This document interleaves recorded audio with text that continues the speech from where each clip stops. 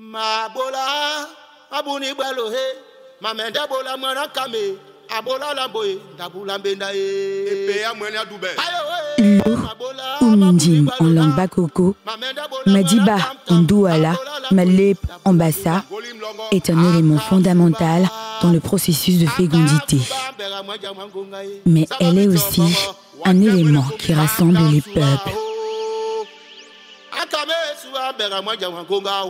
Un peuple qui vit au quotidien dans l'eau, avec l'eau, sur l'eau, qui voyage par l'eau, qui travaille sur l'eau, son travail principal étant la pêche et tout ce qui est lié au voyage, c'est-à-dire le commerce.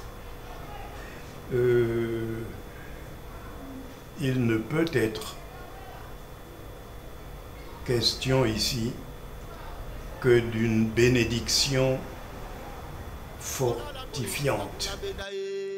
Traditionnellement, chez les peuples aquatiques, tels que ceux du littoral, l'eau est considérée comme un véritable patrimoine culturel. Le mot sawa lui-même veut dire du bord de l'eau. L'eau, c'est la propreté. L'eau, c'est la pureté. L'eau, c'est la sainteté. Ces trois concepts s'expriment en douala par un seul mot, Bosangi. Bosangi veut dire propreté, sainteté, pureté. L'estuaire est alimenté par le Vouri, le Mungo et le Adibamba qui fournit son eau les peuples du même nom ainsi que ceux d'une Nkam. Il est impossible de dissocier le peuple Sawa de son élément naturel, l'eau.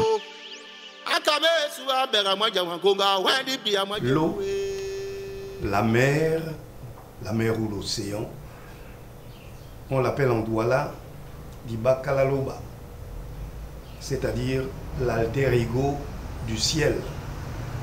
En effet, quand vous êtes en plein océan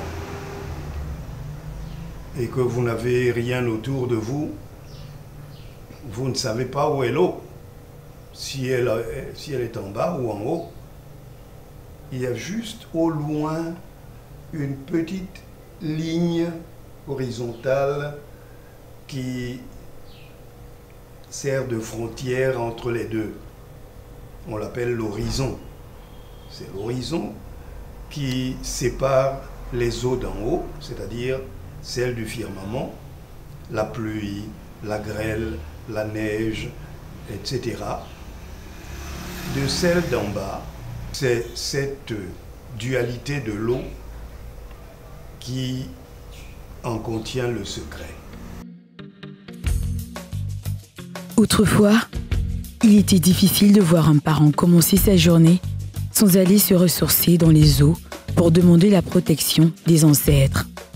Tout cela nous met en position de spiritualité qui explique des rites tels que la bénédiction du fleuve, la bénédiction des êtres dans le fleuve.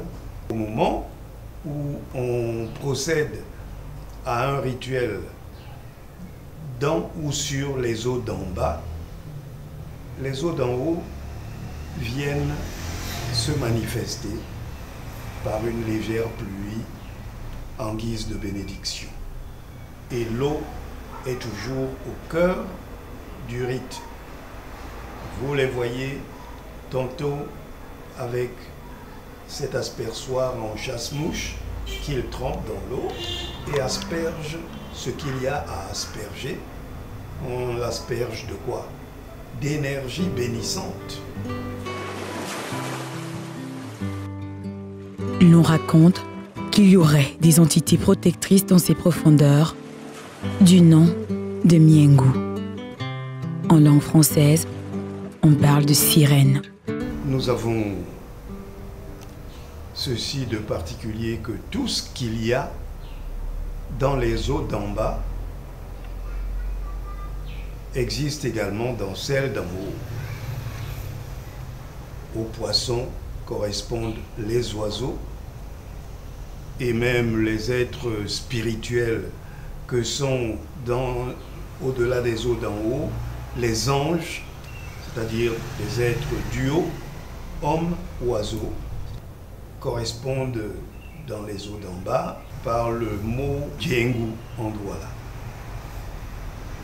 Ce sont nos anges qui sont nantis des mêmes missions, investis des mêmes pouvoirs et autres particularités que ceux d'en haut.